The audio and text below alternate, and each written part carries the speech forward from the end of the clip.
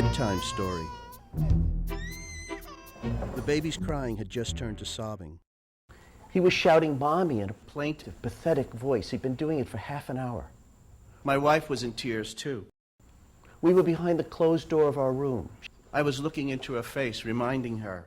We can't go. Remember the doctor's advice. We've been doing it all wrong. For the first year of his life, we went to him as soon as he made the slightest sound. My wife had anticipatory hearing. She could hear sounds before they happened.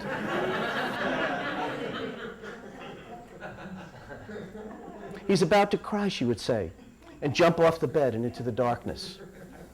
At first, we made the excuse that he didn't have his own room and that we were concerned about the neighbors. Our building suffered from vertical noise, the cause of serious disagreements among the tenants. But the facts were that no one had ever said the slightest thing to us about the crying. We were the ones it bothered, because we could not bear to think that there was something he needed that we weren't giving him. "Mommy!" By looking at her, I could see that one more mommy would break the dam.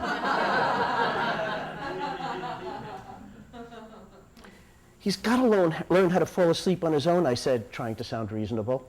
"The doctor said," "Did you ask the doctor about his own baby?"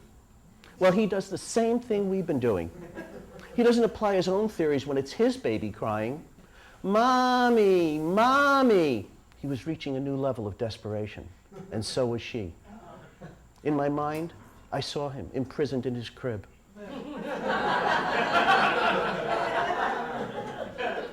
Holding on to the bars, falsely accused.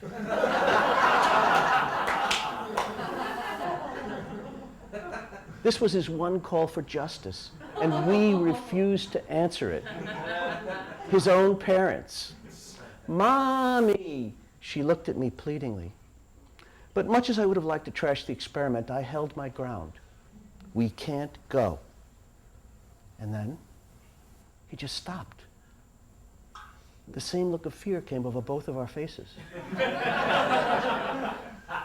The same thought entered both of our heads. Had he stopped breathing entirely?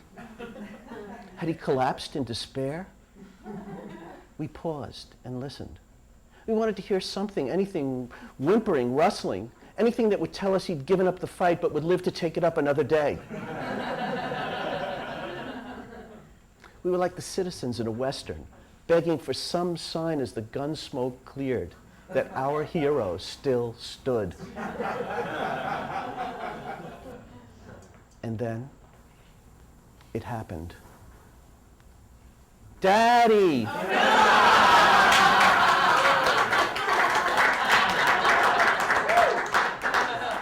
"Daddy!" Hearing it gave him a peculiar feeling.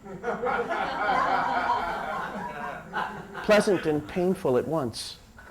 And then I heard myself say, "I've got to go. I've never been called before."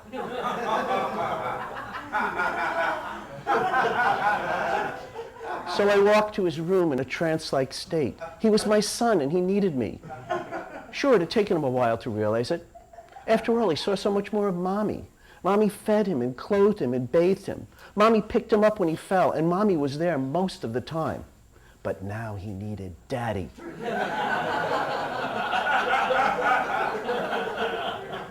And Daddy was not going to let him down. What was one night in a lifetime of nights? He could learn how to fall asleep on his own tomorrow. The room was dimly lit. He was standing exactly as I knew he would be, with his hands on the bars. He was worn and tear-stained and toughened by the ordeal. I walked towards him to make amends. I leaned down as his father to lift him out of his despair. He said 2 words, "Get Mommy."